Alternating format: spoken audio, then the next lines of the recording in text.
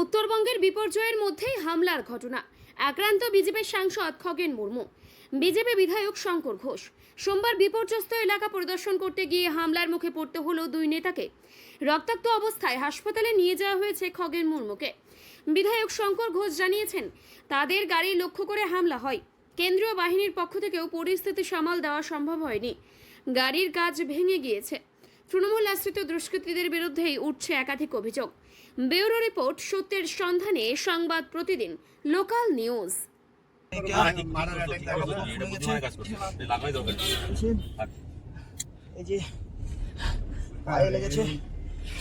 অনেক জায়গায় লেগেছে, হাত এখানে ফুলে যাচ্ছে।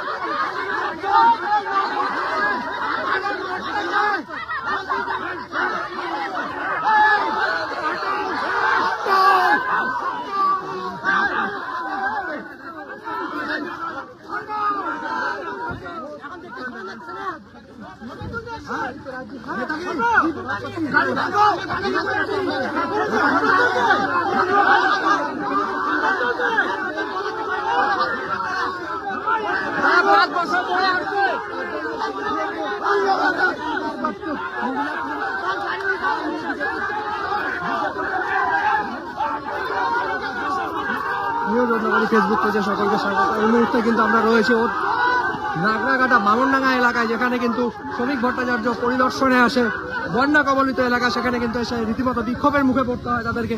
দেখতেই পাচ্ছেন সেই চিত্র সরাসরি নিউজ রত্নাবাড়ি ফেসবুক পেজে।